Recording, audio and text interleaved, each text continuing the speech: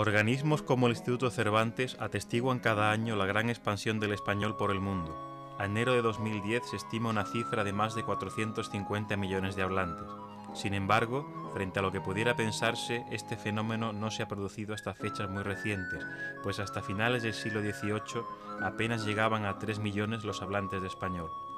La llegada del español a Indias lleva a plantear el concepto de política lingüística, un proceso en los orígenes sumamente complejo en el que intervinieron al mismo tiempo factores no solo lingüísticos, sino también políticos, culturales, sociales y sobre todo religiosos. En primer lugar, la corona española nunca tuvo una política específica para enseñar español en América.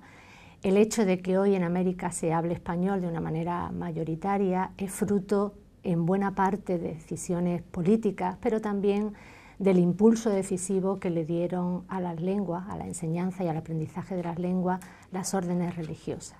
Para hablar del español en América hay que hablar inevitablemente de la acción misionera de las distintas órdenes religiosas y de la Iglesia oficial para evangelizar.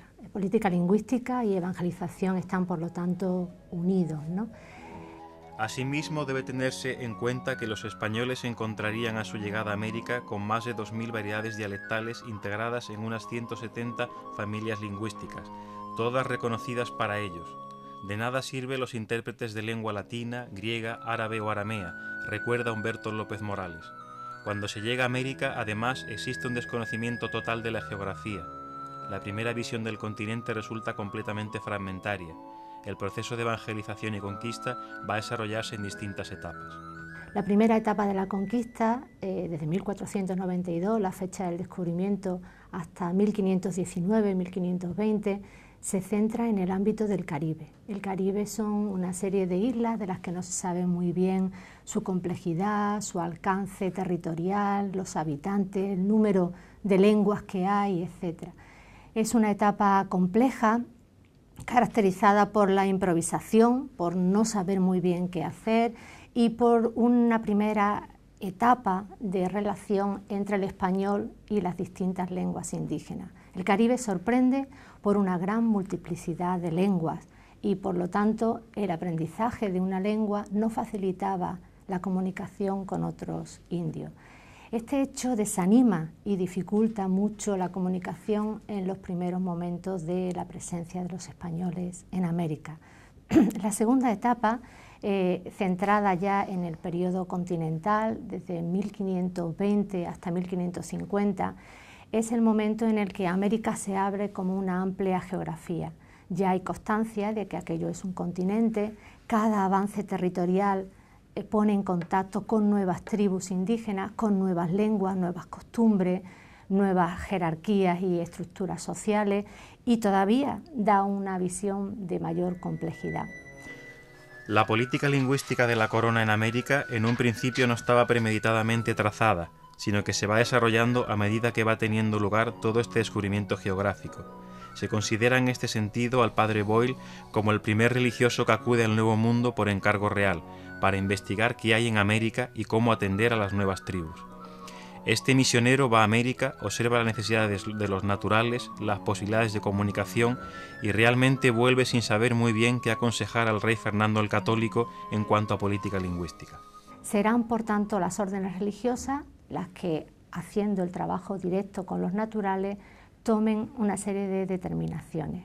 Evidentemente no es lo mismo esa primera etapa del Caribe, donde hay pocos hablantes de muchas lenguas, que cuando se da el paso ya a tierra firme, cuando se da el paso a Nueva España y se toma contacto con el gran imperio mexicano, el problema cambia completamente porque ahí hay una gran lengua, el náhuatl, con la que se puede comunicar a muchos naturales.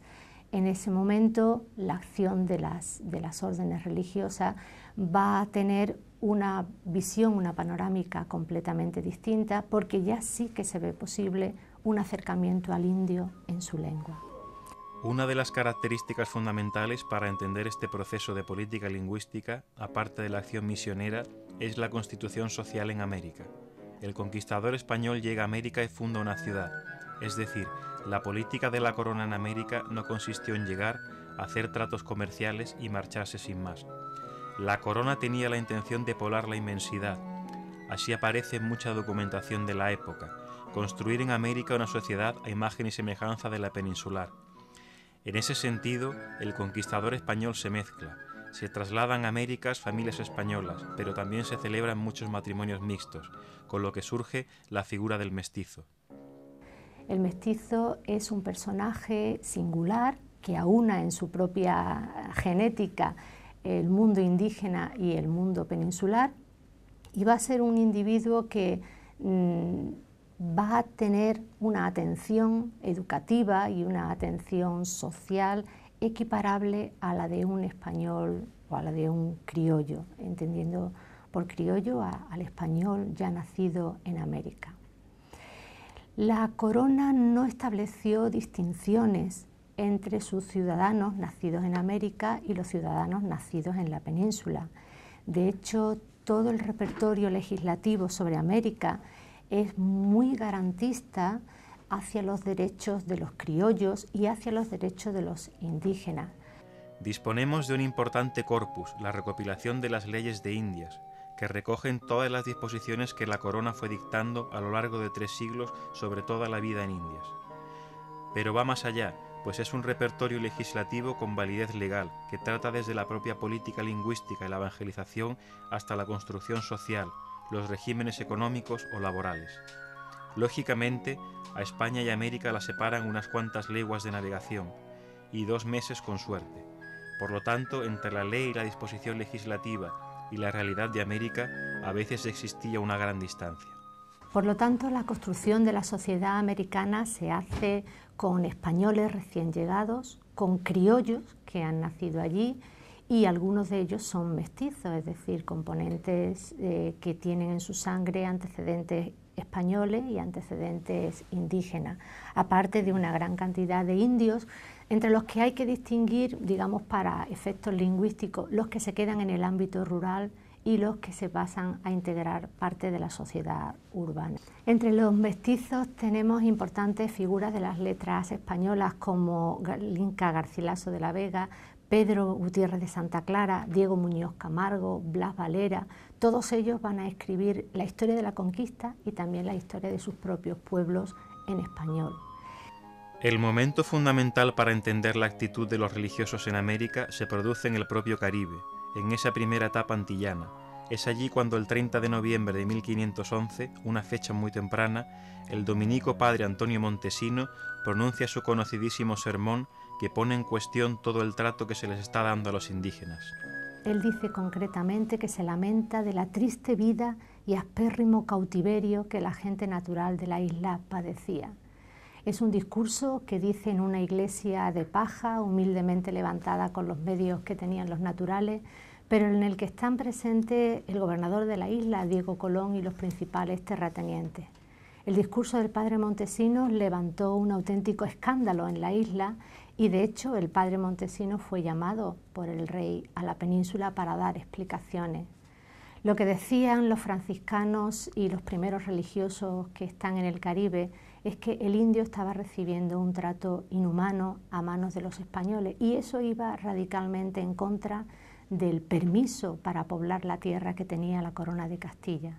La Corona de Castilla había recibido esa posibilidad de conquistar y poblar América a cambio de la evangelización, y esa era la tarea en la que los religiosos querían velar para que se hiciera bien.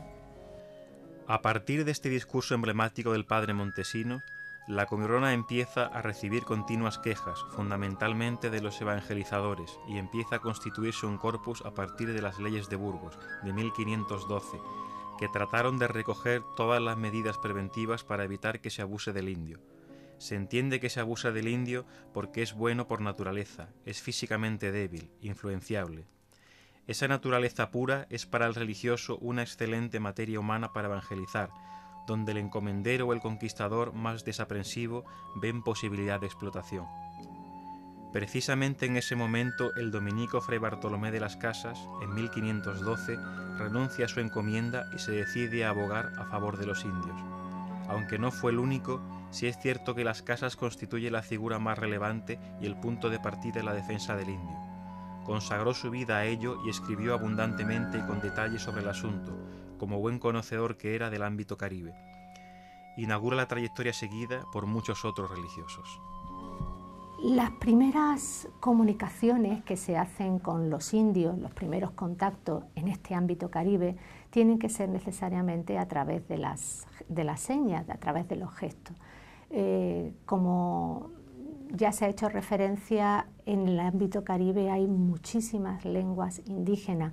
Los conquistadores hay momentos que se desesperan porque aprenden unas palabritas de una, llegan a otra isla y se abre una lengua completamente distinta.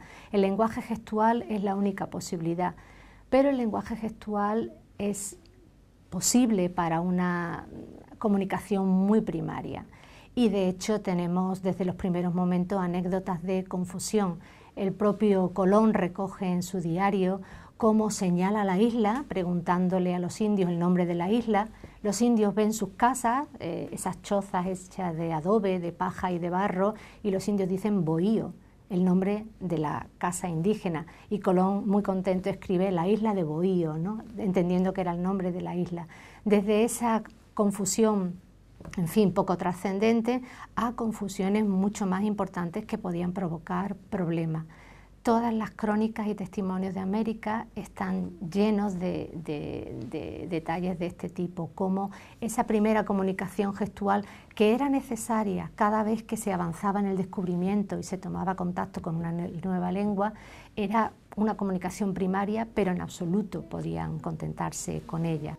La solución tenía que pasar por una comunicación verbal, y ahí se planteaban dos posibilidades: la castellanización o bien la enseñanza en lengua indígena. La corona nunca tuvo una política específica de castellanización, pero era lo que se percibía en el ambiente.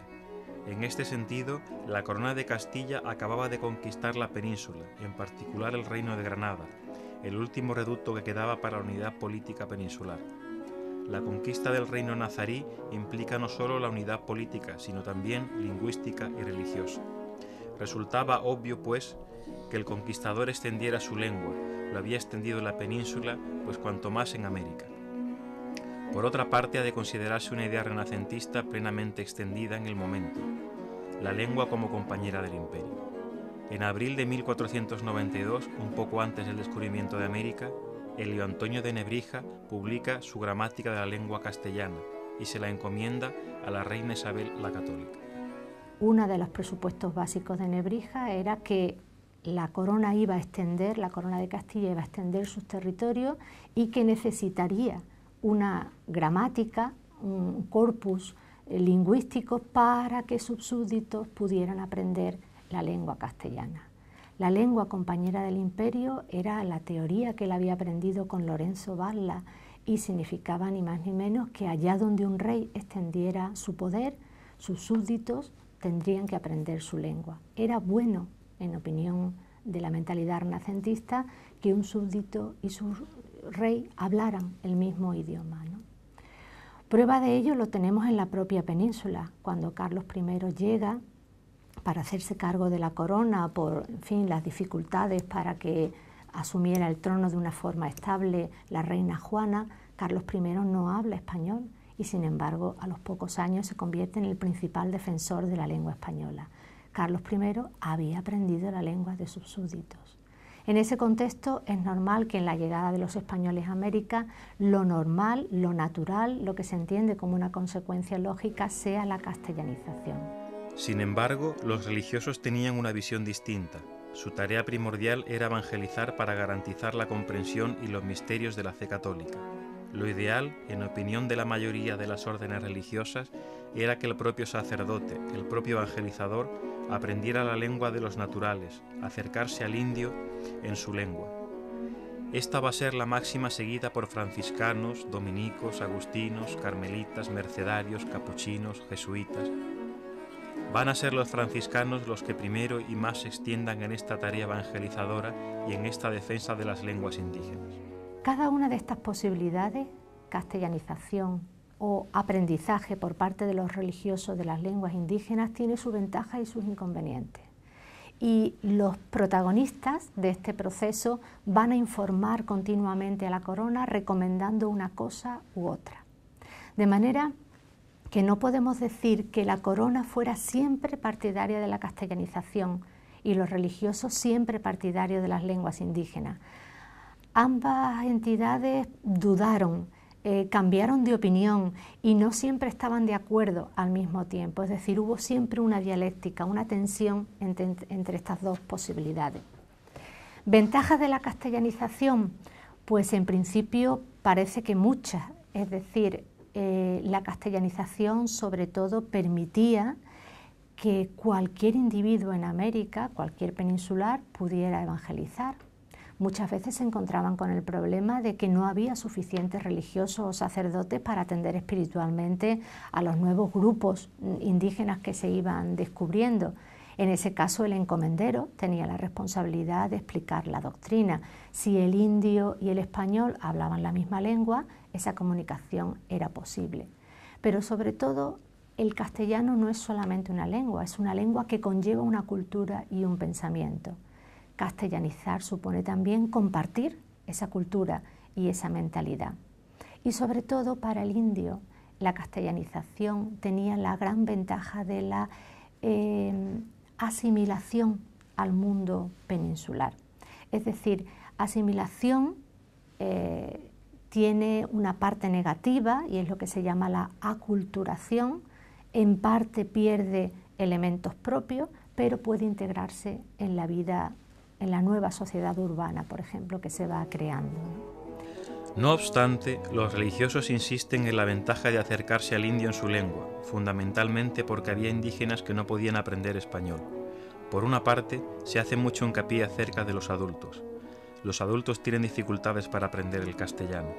Por otra, conociendo mejor el mundo indígena, su lengua, su cultura y sus costumbres, se sabrá mejor cómo llevar a cabo la tarea de evangelización y además se tendrá la garantía de que efectivamente han comprendido. Los religiosos se empeñan a fondo en su tarea evangelizadora y no se conforman con un bautismo superficial o con un conocimiento superficial de la religión. Procuran que esa evangelización sea plena y profunda. Para eso lo mejor, en opinión de ellos, es acercarse al indio en su lengua. Por otra parte, se establece una empatía, es decir, a todo el mundo le agrada que un extranjero haga el esfuerzo de hablar la lengua propia, ¿no? Evidentemente, esto tenía una gran ventaja para la evangelización, pero sin embargo provocaba una fractura en la sociedad. La sociedad urbana, las nuevas ciudades que se iban fundando, se gestaban en español, iban a desarrollar su vida en español, y la comunidad rural se iba quedando en lengua indígena. Esto provoca una pequeña diferencia social, sociolingüística en este caso, que tendrá sus repercusiones sobre todo en el siglo XVII y más tarde en el siglo XVIII. Hubo una opinión unánime y seguida durante todos los siglos de presencia española en América, pero lo cierto es que esta tensión entre castellanización y lenguas indígenas también hubo frutos estupendos. Por ejemplo, esta dedicación de los religiosos a estas lenguas provocó que se extendiera bastante el cultivo de algunas de ellas y sobre todo que se crearan materiales para conocerlas. La primera dificultad que encuentran los religiosos para aprender las lenguas indígenas es que carecen de gramática, vocabulario. Muchas no tienen escritura. La mayoría no tiene ni siquiera un sistema pictórico. Por tanto, lo primero que han de hacer es dotar a estas lenguas de un alfabeto e intentar hacer gramáticas, artes, vocabularios, confesionarios, en suma, material específico para la evangelización. Resulta absolutamente sorprendente y maravilloso cómo personas con a veces no mucha instrucción académica, con mucha formación, religiosos con una instrucción bastante elemental, se van a aplicar al conocimiento de estas lenguas y van a tratar de hacer estos materiales para la predicación.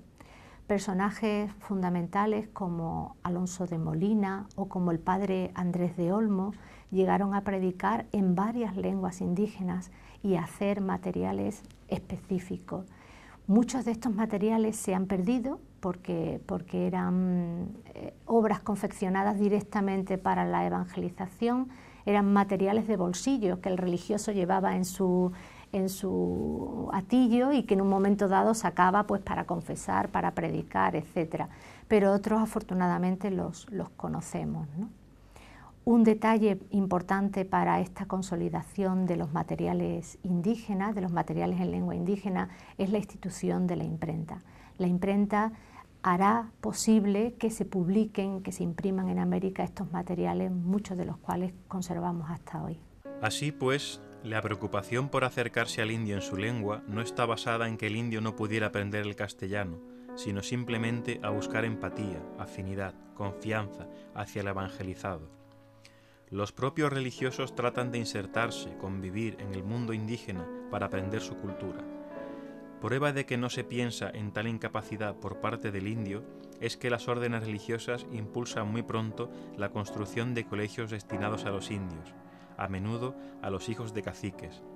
La idea era formar a personas que van a tener una responsabilidad social de gobierno en su propio ámbito natural, para que ellos mismos pudieran difundir la cultura española. En este sentido, se funda en 1523 el Colegio de San Francisco de Borja, que va a dirigir el padre Pedro de Gante, y en 1536 el Colegio de Santa Cruz de Tlatelolco.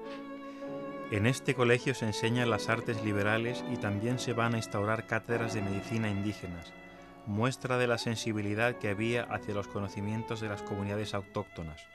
El primer rector de este colegio fue Fray Bernardino de Sahagún. Estos colegios formaron a indios, caciques y personas vinculadas a la sociedad urbana, que van a recibir una instrucción en castellano y en latín. Las crónicas recogen también algunas anécdotas respecto al grado de aprendizaje que hay por parte del indio. El padre Fray Toribio de Benavente, que tomó el sobrenombre de Motolinía, pobrecito, que era como lo llamaban los indios cuando convivió con ellos, nos cuenta cómo un religioso duda del aprendizaje de los indios. Y en ese momento, dice el padre Motolinía, salía un indio del colegio y le hizo recitar el Padre Nuestro.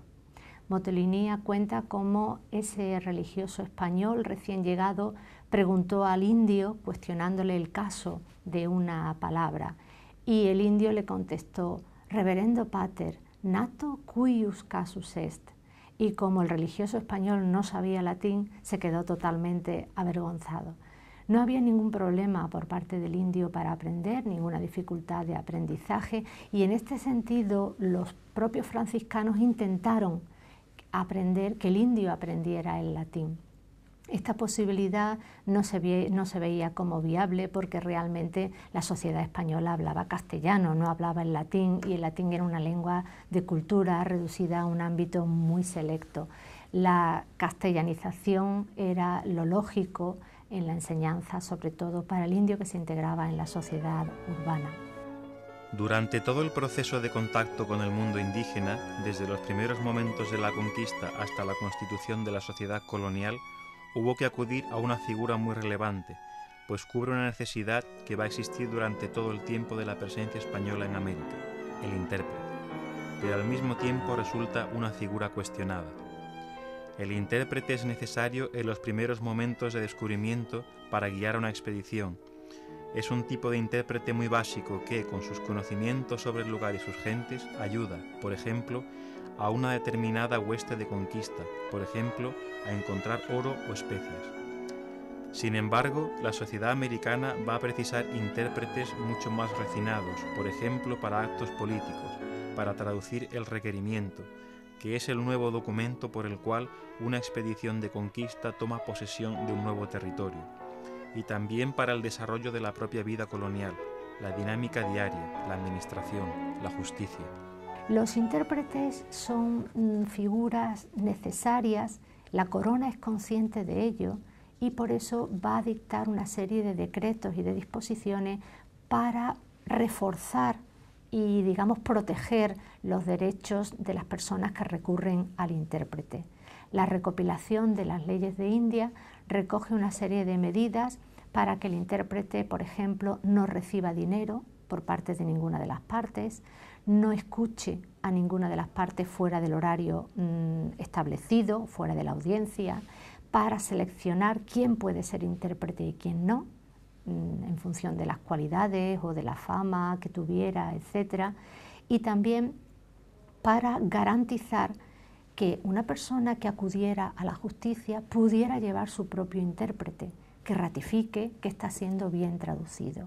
En ese sentido, la corona trató de poner una serie de disposiciones para garantizar la comunicación, es decir, que el desconocimiento del castellano no fuera un problema, por ejemplo, para la administración de justicia. Pero el intérprete es siempre un personaje un poquito cuestionado. Algunos de los intérpretes que ayudaron a expediciones españolas, como el famoso indio Felipillo, fueron sin embargo traidores.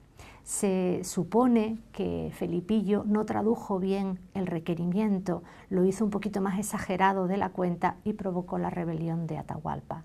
Tenemos también innumerables testimonios de desconfianza. El conquistador recurre a un intérprete, pero consigna en su crónica, pero no sabemos si tradujo bien o si dijo bien lo que debía decir. Estas dificultades podían entenderse como menores en el ámbito civil, pero en el religioso, para la evangelización, el intérprete resultaba claramente insatisfactorio. El religioso tenía que acudir al intérprete, por ejemplo, para un primer contacto, para la traducción de una homilía o de una prédica, pero por la propia idiosincrasia de los sacramentos, algunos de ellos no podían celebrarse con intérprete, por ejemplo la confesión, por lo que los religiosos tienen que acudir a figuras, a dibujos que representen las acciones por las que quieren preguntar al indígena.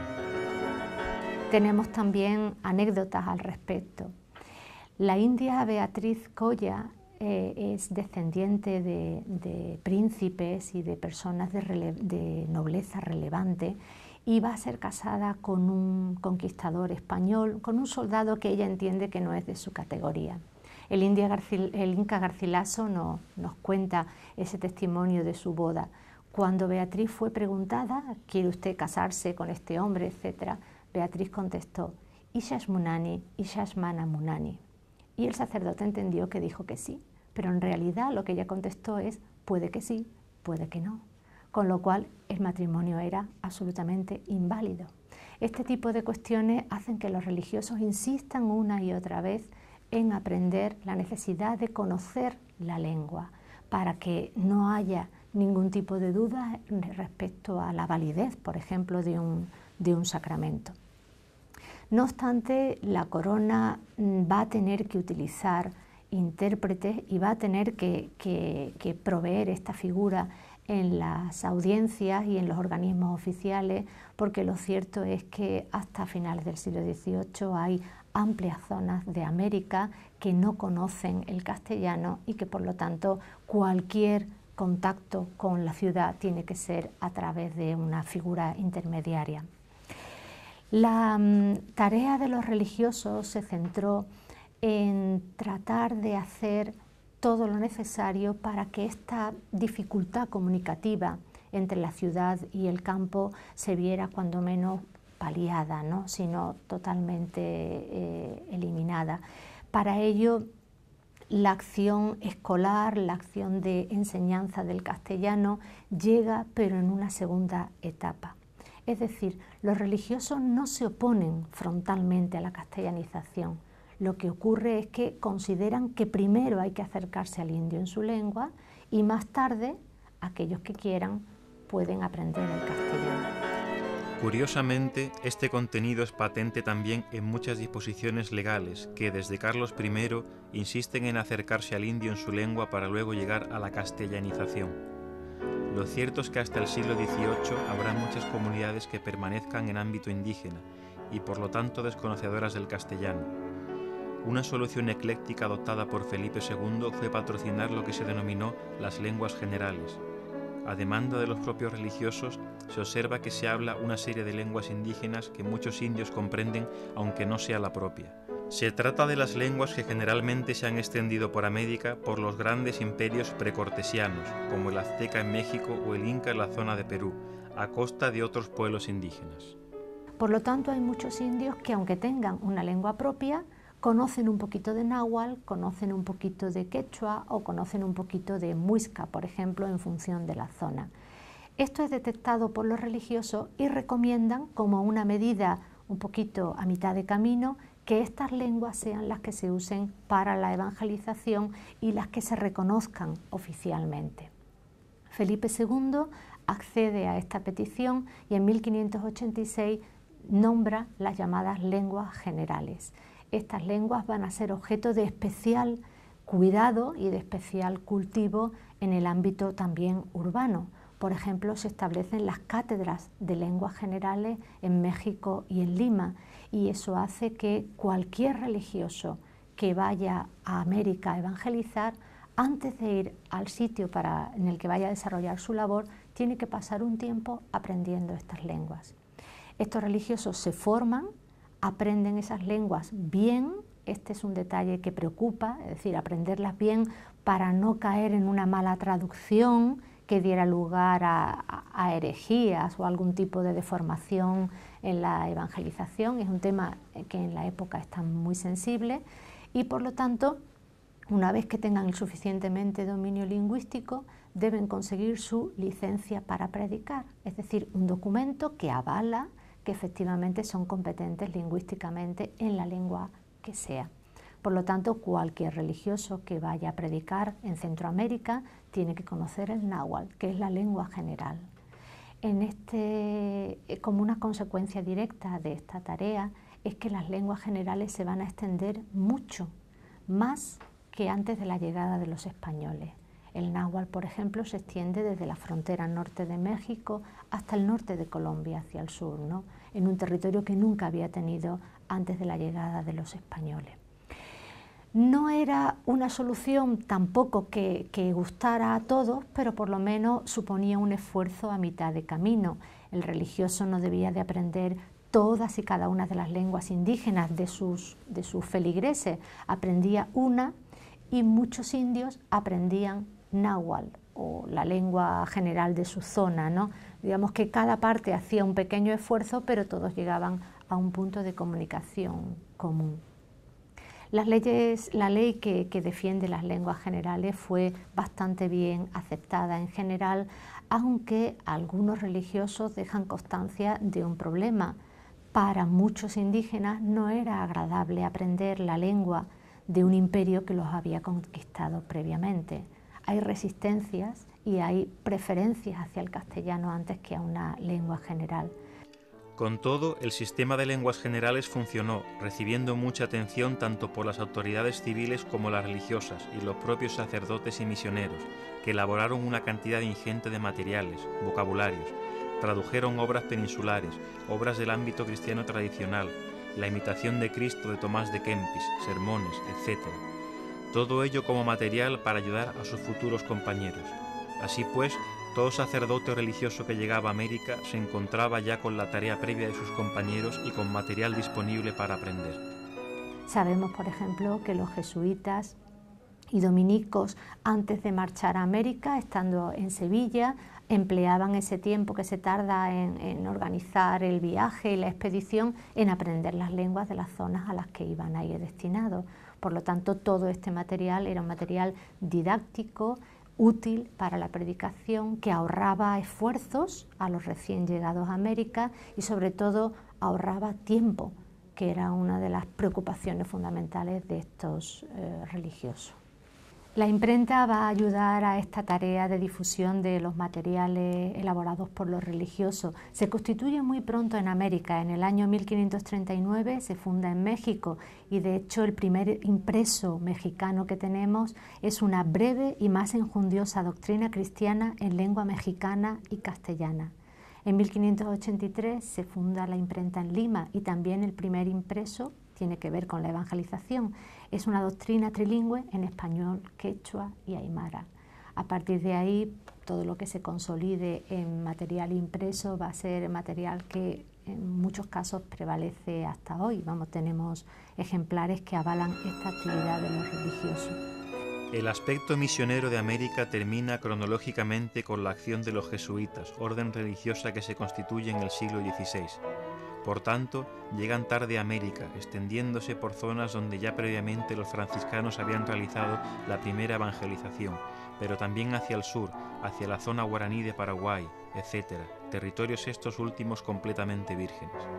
La propuesta de la orden es sumamente radical. Considera que deben integrarse en el mundo indígena protegiendo al indígena.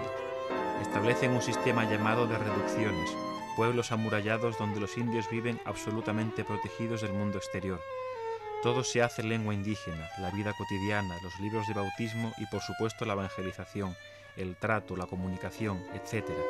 Son pueblos cerrados, con poco acceso al exterior, de modo que si, por ejemplo, llega un comerciante, éste se comunica directamente con el religioso. La idea era proteger a los naturales de los abusos y de los desmanes de la sociedad criolla que se iba gestando en América. La peor parte de esta historia sucede precisamente con la expulsión de los jesuitas.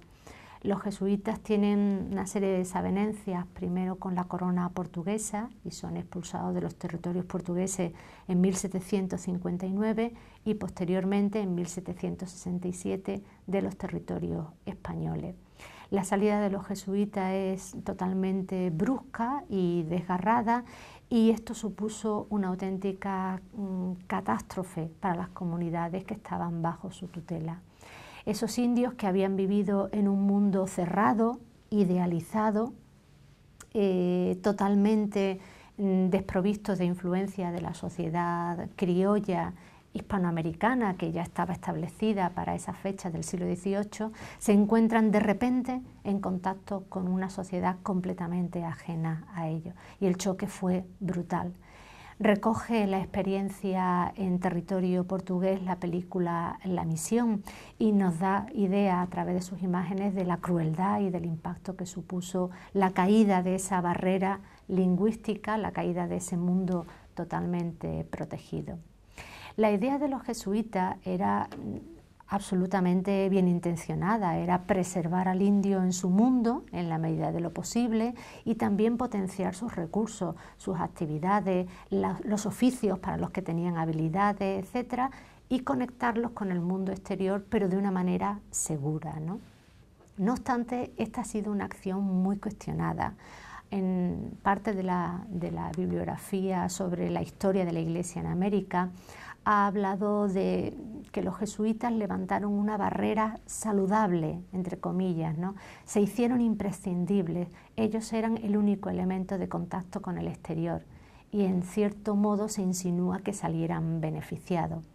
La intención de la orden seguro que era únicamente la protección del indígena y su conversión de una manera completamente sana y saludable, pero lo cierto es que la expulsión de la Orden de América supuso un drama para esas comunidades y un choque biológico, cultural y social totalmente brutal, ¿no? Del que algunas de esas zonas pues aún a fecha de hoy no se han repuesto. Este acontecimiento cierra el periodo final, en el que se esgrimen razones políticas y sociales para que el español sea única lengua de relación entre los indios. El arzobispo de México, Lorenzana, en 1769, se queja de que no ha habido nación culta en el mundo, salvo la española, que cuando extendía sus conquistas no procurara hacer lo mismo con su lengua. Ahora se piensa que saber idiomas no será mérito para obtener parroquias, y sí un buen nivel cultural. Se advierte la dificultad de tener varios idiomas indios. Poco después de la expulsión de los jesuitas del territorio de la corona española, en 1770, el rey Carlos III dicta en Aranjuez una cédula para que de una vez por todas, y como ya repetidamente se ha dispuesto, se proceda a la castellanización de los indios. El siglo XVIII termina, por tanto, con una declaración bastante clara y contundente del monarca de extender la castellanización, visto que a estas alturas la conservación de las lenguas indígenas no ha traído grandes ventajas, y sí algunos disgustos y sublevaciones que, se entiende, se deben a que los indios permanecen en su mundo y en su lengua, circunstancia que no se hubiera producido si se hubieran integrado en la sociedad castellana. En ese sentido, el decreto de Carlos III nos lleva de la mano a los procesos de independencia. Todo este proceso hasta aquí, es decir, desde 1492 hasta el siglo XVIII, lo conocemos y lo vemos muy bien atestiguado en las obras escritas por los propios conquistadores, en las crónicas de India y también en las escritas por los religiosos. Los conquistadores, muchos de ellos tuvieron una gran curiosidad etnográfica, no solo hacia la naturaleza y hacia las costumbres que revelaba una tierra tan nueva y tan novedosa, sino también hacia los propios indios, hacia su lengua, sus costumbres, sus historias, etc. Crónicas como las de Bernal Díaz del Castillo, Pedro Cieza de León o las propias cartas de relación de Hernán Cortés cuentan cómo son los adornos, las costumbres, los ritos, la vida cotidiana, los utensilios del ámbito doméstico y las lenguas, las palabras que ellos mismos procuran aprender. A través de estas crónicas tenemos testimonio de la introducción de palabras de las lenguas indígenas en el castellano y resulta muy significativo ver cómo se adoptan desde el primer momento. El primer indigenismo que encontramos en un documento publicado en España es la palabra canoa, que aparece en el vocabulario español latino de Nebrija. El propio Colón en su diario recoge ya palabras autóctonas, a veces con confusiones y siempre tratando de explicarlas para quienes no conocen América. Cuando Fray Toribio de Benavente Motolinía llega al continente, pasa muy poco tiempo en el Caribe, apenas un par de semanas, y él aprende ya palabras indígenas, palabras taínas, que entiende como propias de españoles. En su crónica se hace referencia a palabras como maíz, diciendo «así lo llaman los españoles», frente a milpa, que es la palabra náhuatl. Es decir, estos conquistadores muestran su aclimatación en el nuevo entorno americano, haciendo uso de las propias palabras indígenas que servían para designar realidades nuevas, plantas, animales, objetos, etc. Las crónicas escritas por los religiosos, como la historia de la conquista de Nueva España, de Motolinía, la obra del padre Acosta o la de Jerónimo de Mendieta, cuentan mucho más acerca de los indígenas. Tenemos un cronista singular como es Fray Diego de Landa, que fue el primero que recogió todo el calendario maya, ¿no? Todo el calendario de la cultura maya, y es el exponente fundamental para estudiar la mayística. Trabajos como el de Fray Bernardino de Sahagún, que se sentó a escuchar a distintos viejecitos que contaban las historias de Nueva España, nos proporcionan todo un universo para comprender los ritos, creencias y costumbres, los dioses indígenas. Pero también la corona procuró impulsar algunas de estas crónicas. Son códices en los que hay una acción combinada. Un pintor indígena, un tlacuilo, dibuja los símbolos, los dioses, etc., y un escribano en castellano aclara el significado de los símbolos recogidos. Todo ello es un enorme tesoro y un corpus documental de valor incalculable que nos permite conocer de primera mano, escrito por sus protagonistas, la historia de América y la historia de la política lingüística en América. El siguiente momento relevante para comprender esta expansión del español en América es el momento de la independencia. A lo largo del siglo XVIII empiezan a surgir distintos movimientos de surgencia en América, y como todo proceso de este tipo, se procura diferenciarse de la metrópoli. Es un momento en el que las nacientes ciudades y naciones americanas prefieren decantarse hacia la influencia inglesa o francesa, que aportan la modernidad, el espíritu nuevo de la independencia, antes que a la vieja España, que representa lo anticuado. Sin embargo, estas jóvenes naciones van a encontrarse con un problema. Pueden distinguirse en muchos otros aspectos, pero no en la lengua. Lo cierto es que en la independencia las principales ciudades americanas son enclaves de español y hablan español, aunque curiosamente, quizás para esta fecha apenas 3 millones de hablantes de español existen en América. Está claro que se concentran en estos núcleos urbanos, que van a convertirse en los centros de difusión para las nuevas ideas de la independencia. A partir de aquí, cada nación americana va a tener su propia política lingüística. Siempre se trata de seguir la máxima de incorporar al indio a la vida nacional, pero esa vida nacional se hace en español. Es decir, el español se va a constituir como el vehículo de comunicación fundamental en el proceso de independencia. Pese a que algunos líderes independentistas sean hablantes nativos de lengua autóctona, pese a que en un momento dado individuos como el general Belgrano tengan que escribir sus cartas incitando a la rebelión en guaraní, porque van destinadas a ciudadanos que no van a poder entenderlo en español. Pero pese a todo ello, la sociedad independentista, la sociedad que surge de los procesos de independencia, indiscutiblemente se crea en castellano. Esto provoca una segunda polémica o una segunda dificultad. ¿Qué castellano? Porque evidentemente la lengua a lo largo de estos siglos ha ido teniendo una configuración especial en América. Se entiende que no es idéntica a la que se habla en Madrid, en la vieja metrópoli. Además, no se quiere que sea igual, porque Madrid representa lo antiguo, lo pasado de moda, lo rancio, y empiezan a hacerse propuestas lingüísticas nuevas. Pese a todo, llama la atención que muchas de las acciones que van a tomar los nuevos gobiernos americanos están destinados a procurar la pureza lingüística, es decir, a velar para que se hable un castellano puro, desprovisto, por ejemplo, de las influencias que las traducciones del inglés y del francés están dejando, y también a controlar el impacto de las lenguas indígenas. En muchos casos se hacen acciones decididamente en contra de algunas lenguas indígenas, como ocurre, por ejemplo, en Uruguay. Si hay que hacer un balance para la época de la independencia en el sentido de decidir, ¿triunfó la política lingüística de España en América? ¿Triunfó la castellanización? Con todos sus matices, habría que decir que en el ámbito urbano no cabe duda.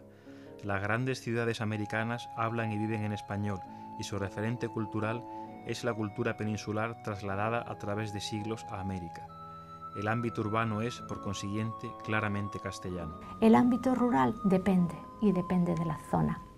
Las zonas más alejadas de los focos virreinales, de los grandes centros virreinales que fueron México y Lima, las zonas más alejadas geográficamente o con más dificultad de acceso, conservan una mayor pervivencia hoy de comunidades con su lengua autóctona. A veces mezclada, a veces muy influenciadas por el castellano, pero con un cierto grado de pervivencia. ¿Desaparecieron algunas lenguas indígenas? Sí, está claro, o sea, eso es indudable, pero esa desaparición no es fruto únicamente de los primeros momentos ni de la acción evangelizadora. En fechas recientes han desaparecido lenguas indígenas. Tenemos constancia de que el chiapaneco desaparece en torno a 1940 y el cuitlateca en torno a 1980, hace muy poquitos años. Es decir, esas lenguas minoritarias que estaban alejadas de aquellos referentes que eran las lenguas generales, poco a poco se han visto mermadas y en algún caso abocadas a la desaparición. Los procesos de independencia supusieron en definitiva el refuerzo de la castellanización. Numerosos líderes independentistas abocaron por la creación de escuelas rurales, por ejemplo, para defender las lenguas indígenas. Si repasáramos las constituciones de muchos países americanos, se comprueba que todavía le otorgan un lugar a las lenguas autóctonas, muchas veces más que como lenguas de comunicación real para la vida cotidiana, como depositarias de una cultura. Sin embargo, lo cierto es que la enseñanza superior se hace en castellano y por lo tanto antes o después hay que llegar a la castellanización. En muchos casos también se ha dicho que si se quiere integrar al indio en la vida nacional hay que dotarlo de una comunicación lingüística en castellano.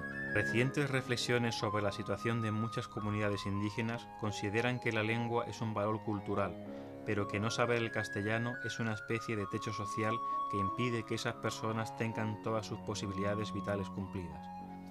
Es decir, si una persona quiere cursar unos estudios superiores o desempeñar un cierto tipo de trabajo, debe hacerlo en castellano. Para ver todo esto y para conocer este periodo tan apasionante de la historia de España y concretamente el tema que hablamos hoy de la política lingüística, tenemos la suerte de contar con un gran fondo documental aquí mismo en Sevilla, que es el que se guarda en el Archivo General de Indias. El Archivo de Indias ocupa hoy lo que fue el edificio de la antigua Casa Lonja, el lugar donde se hacían todos los tratos comerciales con América, reconvertido posteriormente en archivo por esa intención de Carlos III de recopilar todos los papeles de América, y ahí se conserva todo el fondo documental que dio lugar a la gestión administrativa con América.